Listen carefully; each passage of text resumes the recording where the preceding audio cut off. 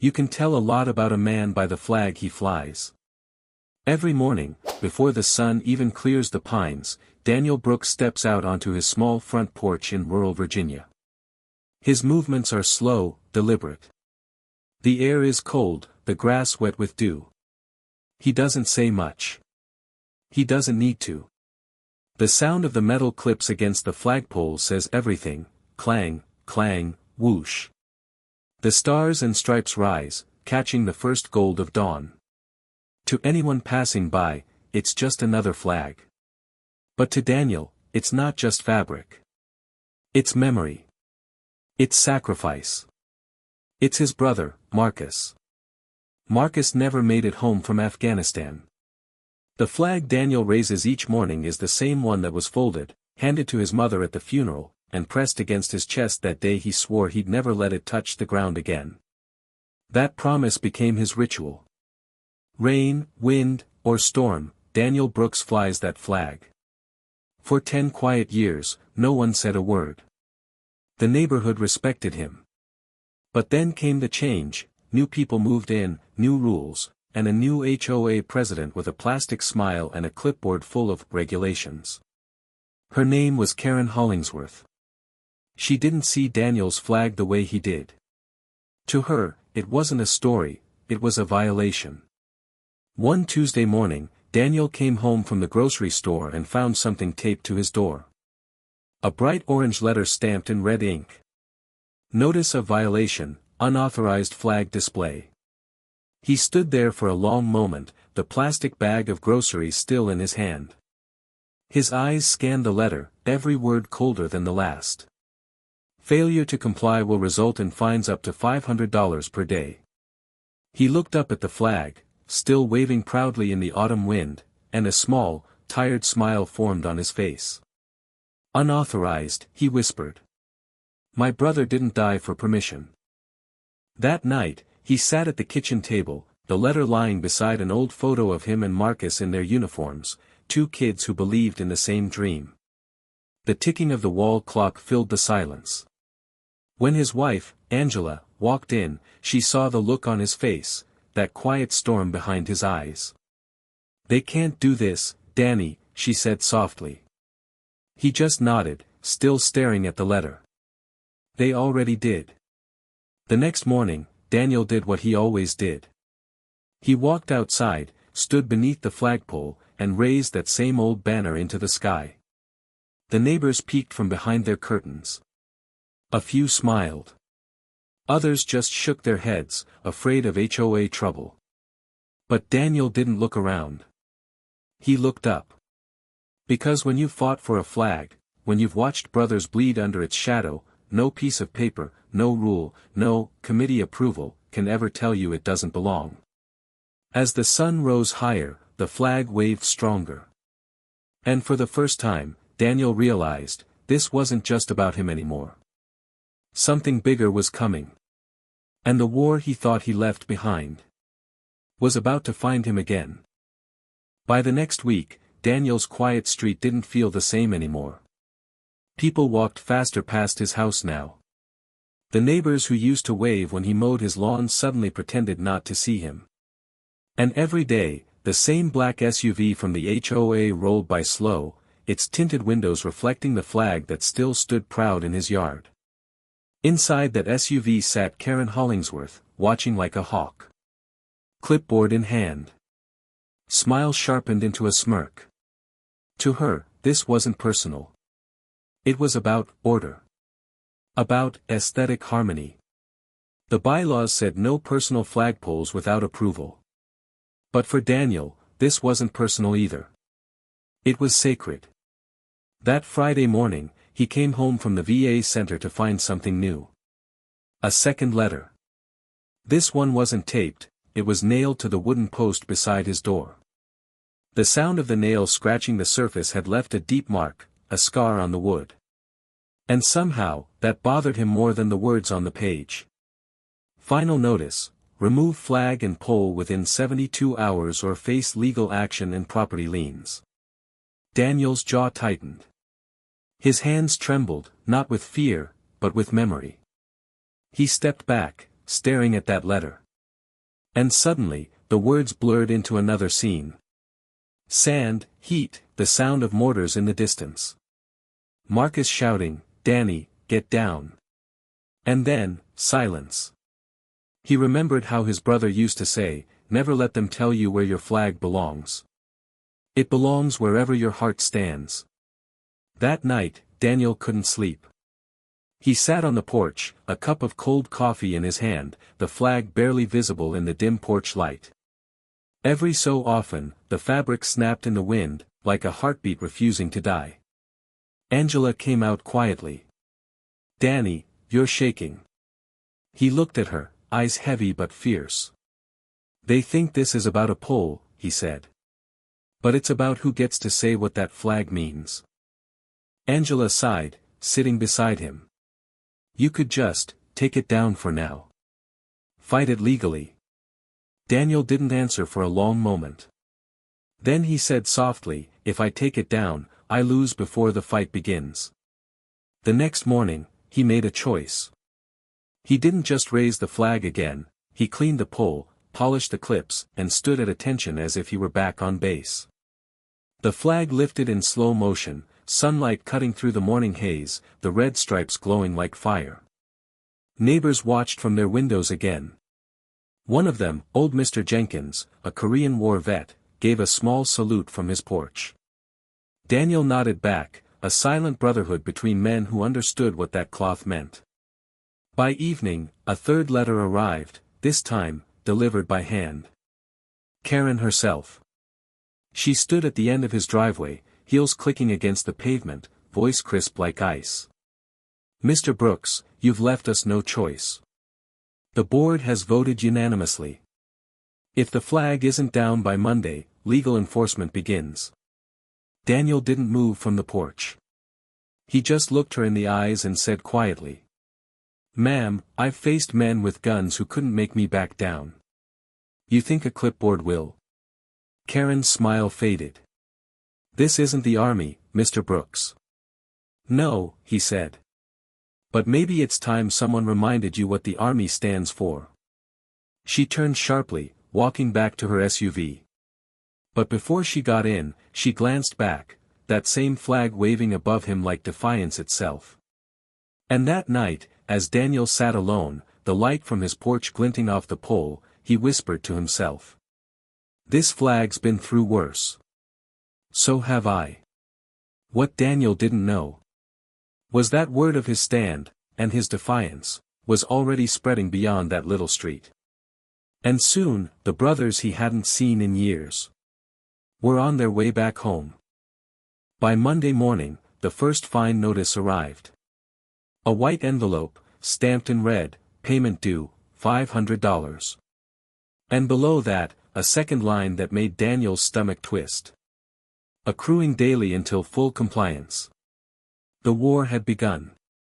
Not on foreign soil this time, but on his own front lawn. Within days, the letters piled up. The HOA cited community disruption, visual inconsistency, and non-compliance with Section 4.3. Every word felt colder than the last. At first, Daniel tried to ignore it. He focused on small things, fixing the fence, cleaning the porch, keeping the yard trimmed. But inside, a storm was brewing. Angela could see it in his silence, the way he gripped his coffee mug a little tighter each morning, the way he stared at that stack of letters before quietly setting them aside. The mailbox became a weapon. Every time it clanged shut, Daniel braced himself, another fine, another threat, another reminder that his home was turning into a battlefield. Neighbors began avoiding him entirely. Some whispered that he was being stubborn. Others said he was making trouble. Even the kids who used to ride their bikes by his driveway stopped coming around. One evening, Angela stood in the kitchen doorway, arms crossed, her voice trembling. "Danny, they're threatening to put a lien on the house. They can take this place." He didn't answer. He just kept staring out the window at the flag swaying gently in the wind. "That house isn't what makes this home," he said quietly. "That flag is." Angela's eyes welled up. "Why does it always have to be a fight?" He turned to her, tired but resolute. Because the day I stop fighting, I stop being who I am. That night, he sat alone outside again, the cool wind brushing his face, the crickets humming softly. He thought about Marcus. About how his brother had faced bullets, not bureaucracy. And yet, the feeling was the same. Being outnumbered. Being underestimated. Being told to stand down. A sudden noise broke his thoughts, tires on gravel. Daniel looked up. A car had stopped near his driveway. A man stepped out, tall, broad-shouldered, wearing an old army cap. His voice carried a deep, familiar strength. "Brooks," he called out. Daniel stood, squinting in the dark. Then his face softened. "Johnson?" It was Michael Johnson, one of his old unit brothers from the 2nd Infantry Division. He hadn't seen him in nearly a decade. "Got a call from Jenkins down the street," Johnson said, nodding toward the flag. "Said you were catching heat for doing the right thing." Daniel exhaled, half in disbelief. "You drove all the way here for that?" Johnson smiled. "Nah. Drove here to make sure that flag doesn't come down alone." He opened his trunk, and there it was. Another folded flag, neatly pressed. Daniel watched as Johnson walked to the edge of his yard, planted a small wooden pole, and raised his own flag beside Daniel's. 2 flags now. Side by side, swaying in the same wind. "Figured your brother wouldn't mind the company," Johnson said quietly. For the first time in weeks, Daniel felt his chest loosen. He smiled, not wide, but real. "You always had bad timing, soldier." Johnson grinned. "And you always had bad luck with authority." That night, 2 men sat on a porch under the same sky they'd once looked at from a desert halfway across the world. Neither spoke much. They didn't need to. Because in silence, they both knew. This fight was no longer his alone. And by the next morning, when neighbors stepped outside, they didn't see one flag defying the HOA. They saw 2. What no one knew yet, was that by the end of the week, there'd be dozens more. And this quiet neighborhood was about to witness something it had never seen before, a march without weapons, a war without bullets, and a victory without surrender. By the next morning, the sound of engines rolled through the neighborhood. At first, it was just 1, then 2, then 5. Trucks, motorcycles, and dusty old sedans began lining up along Maple Ridge Drive. The air filled with the low hum of exhausts and the faint sound of country radio. Neighbors peeked from behind blinds, confused and uneasy. But Daniel knew that sound. He stepped out onto the porch and froze. Everywhere he looked, uniforms. Not fresh ones, but faded. Not perfect, but proud. Men and women of every color and rank, some gray-haired, some limping, some with folded flags tucked under their arms. One by one, they stepped out of their vehicles, nodded to Daniel, and quietly began planting their own flags along the street. Whap, whap, whap. The fabric snapped in the wind as each flag rose, a sound like a heartbeat echoing through the block. Michael Johnson grinned from the porch. "Told you, brother. Word travels fast in our line of work." Daniel stood still, overwhelmed. "You called them?" Johnson shook his head. "Didn't have to. You raised your flag, they heard you." Within hours, more veterans arrived, Marines, Army, Navy, Air Force. Some from across the state, some from across the country. Old friends, strangers who'd never met, all bound by the same unspoken oath. The street that once whispered about Daniel Brooks was now alive with the colors of red, white, and blue, hundreds of flags standing tall. By noon, the HOA SUV returned, Karen behind the wheel, her sunglasses hiding the storm in her eyes. She stopped halfway down the street and stared in disbelief. Flags. Everywhere. On fences, on porches, on car antennas, even in flower pots. As she got out, a young Marine veteran in a wheelchair saluted Daniel's flag, his eyes locked forward. Karen froze, realizing this wasn't a rebellion. It was a reunion. The air felt heavier, not with anger, but with reverence. One of the vets, a soft-spoken man with silver hair and a cane, approached Karen. "Ma'am," he said gently, "you're standing on sacred ground today." Karen tried to find her voice.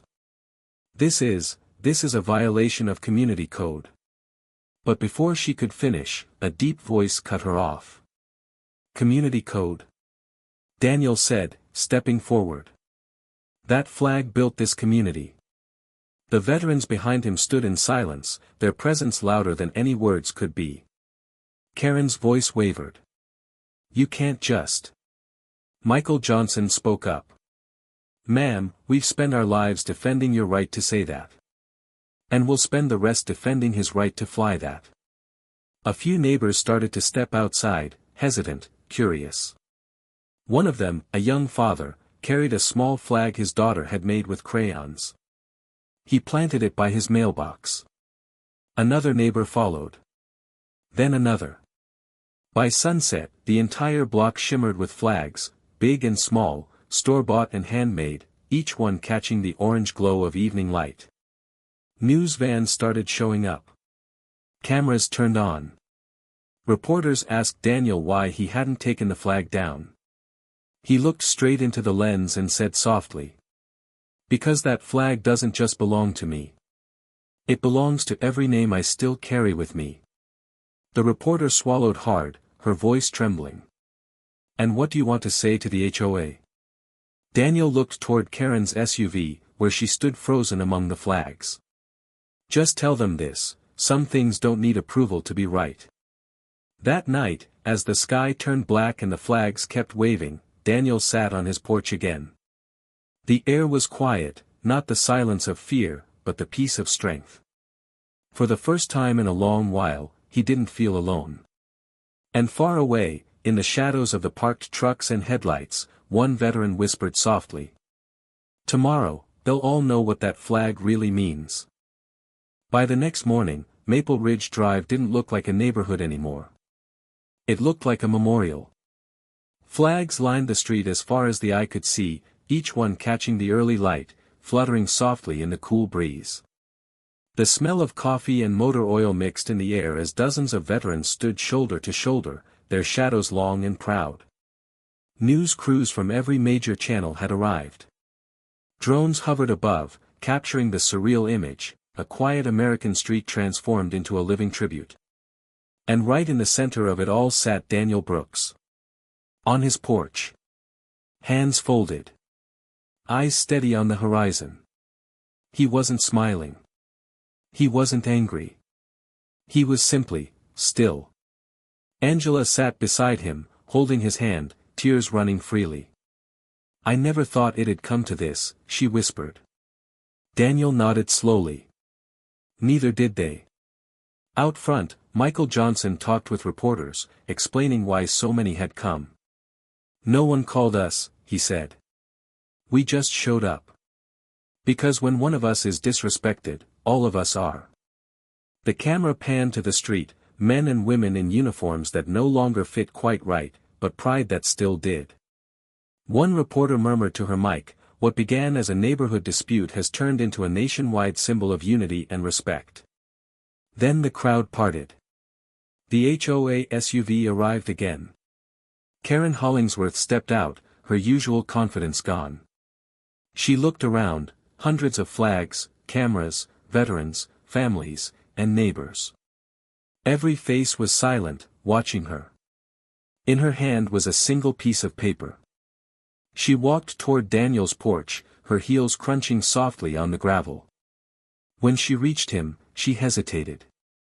"Mr. Brooks," she said quietly. "The board has decided to withdraw all citations. No fines. No legal action." Daniel didn't move. He simply looked up at her, the morning light catching his eyes. Karen swallowed. "You can keep your flag." The crowd behind him erupted, clapping, cheering, some even saluting. But Daniel raised his hand gently, silencing them. He stood slowly, walked down the porch steps, and stopped a few feet from her. His voice was low, steady. "I wasn't fighting for permission, ma'am. I was fighting for understanding." Karen blinked, unsure how to respond. Daniel looked out across the street, all those flags, all those people. "Every one of those," he said, pointing, "has a story behind it. A son, a daughter, a brother, a friend. People like Marcus, who gave their lives believing this flag stood for all of us." The air went quiet. Even the news crews lowered their cameras. He continued, his voice trembling now, "That flag doesn't belong to me. It doesn't belong to the HOA. It belongs to every single soul who ever looked at it and believed tomorrow could be better than today." He turned back to Karen. "You see it as decoration. I see it as a promise." Karen's eyes softened. For the first time, she didn't see a stubborn homeowner, she saw a man still carrying the weight of a folded flag from a funeral that never really ended. She nodded silently, stepped back, and left without another word. Daniel exhaled deeply, the tension leaving his body at last. Johnson clapped a hand on his shoulder. "You did it, brother." Daniel shook his head, looking up at the flag waving high above them. "No," he said softly. "We did." As the camera zoomed out, the scene widened, rows upon rows of flags moving together like waves under the same sky. And Daniel's voice, steady, proud, echoed through the final frame. They thought it was just a flag. But it was never about fabric. It was about freedom. It was about every story written in red, white, and blue. And if you ever forget what that flag means, just ask the ones who fought for it. The screen fades to black. The wind still whispers through the flags. And somewhere in that sound, you can almost hear Marcus's voice again. Soft, proud, and free.